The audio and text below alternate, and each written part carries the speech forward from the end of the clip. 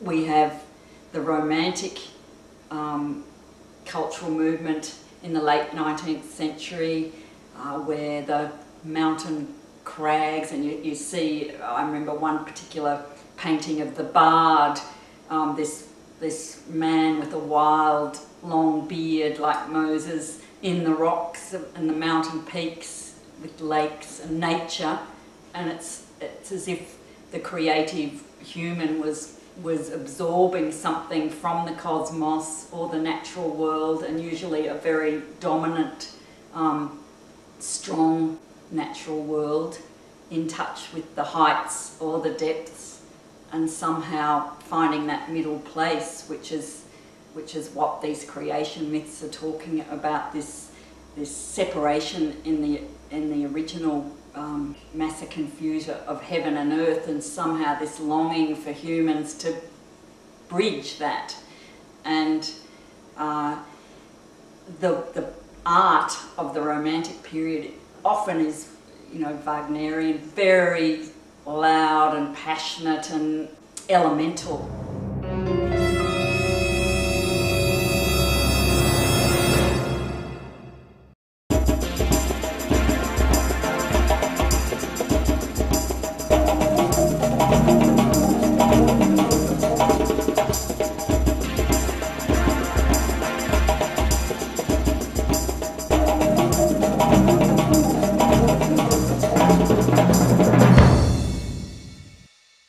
In psychological terms, when Neptune was being discovered and coming to human consciousness, we have the use of hypnosis starting as a way of healing. Before that, in medicine, the healing dream, in very ancient healing rites, the dream, the symbols that formed out of the mists of the unconscious or the depths of the sea of the unconscious, gave signposts to the way a healing could unfold for a particular individual. And when we work as therapists or astrologers with the Neptunians, somehow we don't have linear definition and answers, just like in an impressionist painting like Monet's Water Lily series. You get patches of colour, not defined lines that are leading from point A to point B, but the eye and the patterns in the brain can make sense, and it's a wonderful moving mystery, and light is reflecting, it's romantic, it's undefined, and that's what good depth psychology is about. The spirit of Neptune certainly conjures images of a world beyond our familiar everyday experience. The rise of psychology and psychiatry in the mid-19th century seemed to promise a more methodical way to treat the maladies of mind and soul. Perhaps they offered another perspective on the age-old dilemma of human experience, the polarity of reason and feeling. Perhaps they were the most recent attempts to unite the objective, rational, conscious realm and the subjective world of unconscious passions and motives, the chaos of the irrational. So if we can go back in time and think about being on a jury of people to decide who is actually going to be the representative of our new Western civilization, will it be Athena, who offers the people of Athens the great olive tree, which she offers us a symbol of cultivation, sophistication. She's the goddess of the city. She's the goddess of what we're able to bridle passions.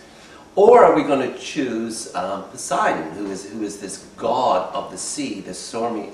god of the sea, who's wild sometimes and rageful, but as we said also has the beautiful Nereids, all part of his domain.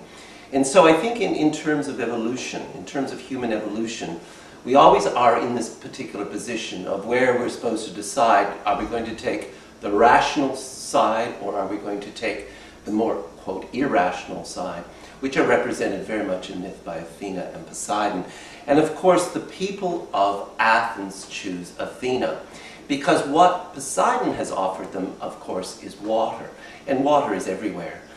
in Greece. Perhaps today we might reconsider water isn't so much everywhere. So I think Poseidon's mythology in Greece tells us very much about this continual battle between the formless, limitless, etheric, oceanic sides of the human nature and the more rational, literal, perhaps even more conscious, contrived sides of the human mind. Returning to 25 degrees of Aquarius in 2009 and 2010, Neptune forms a conjunction with Jupiter and the centaur Chiron, and continues its conjunction with Chiron into 2010. Jupiter has long been associated with the principle of expansion and growth, of progress and opportunity, and with things that preserve and enrich life.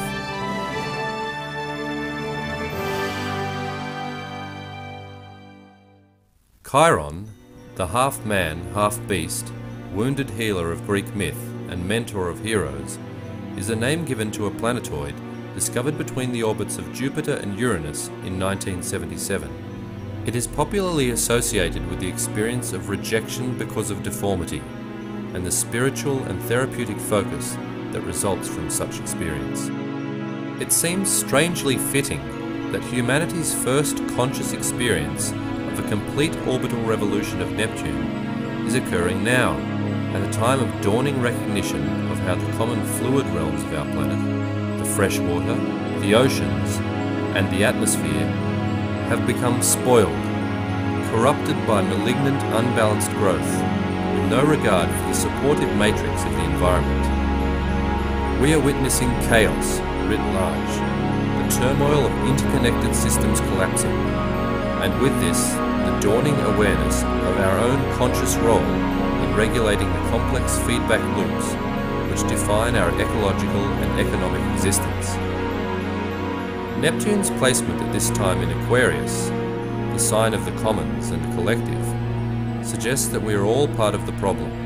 but we must also be, as individuals, part of the solution.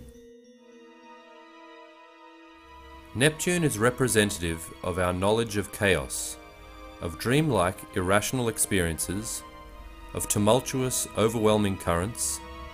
and the most subtle experiences of unity with the universe.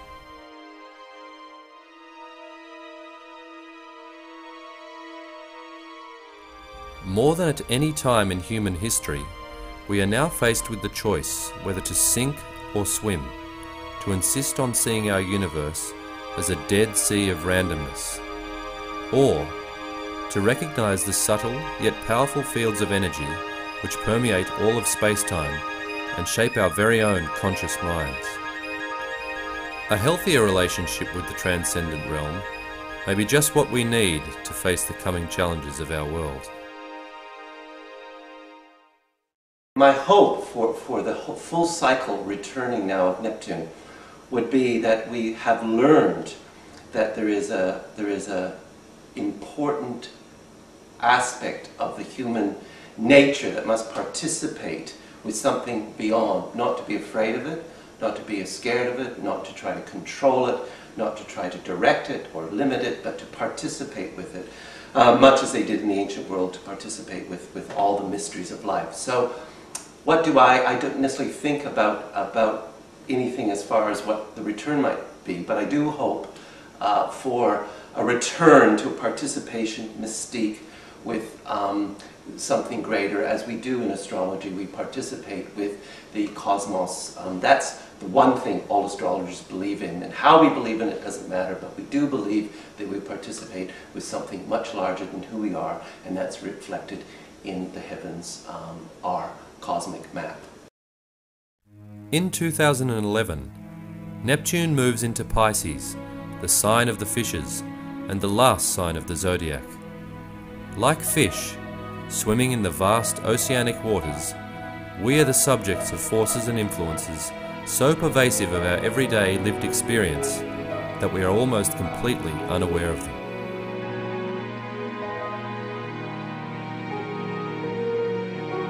Perhaps Neptune's transit through Pisces may intimate that with an attitude of greater attunement, openness and sensitivity to the environmental matrix in which we are embedded, it will be possible to detect the faint but insistent signals of a new reality from which we may distill a greater truth to guide us.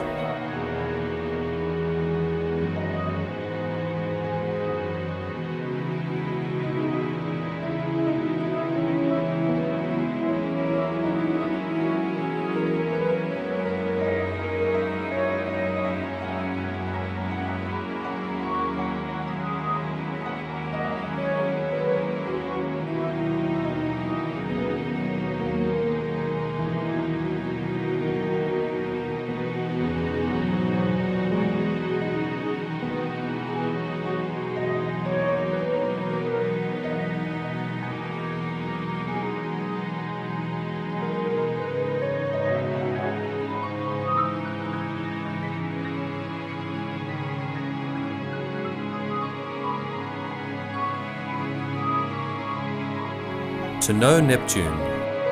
is to dance with its ever-shifting currents and to open ourselves to the reality of our transpersonal and universal consciousness.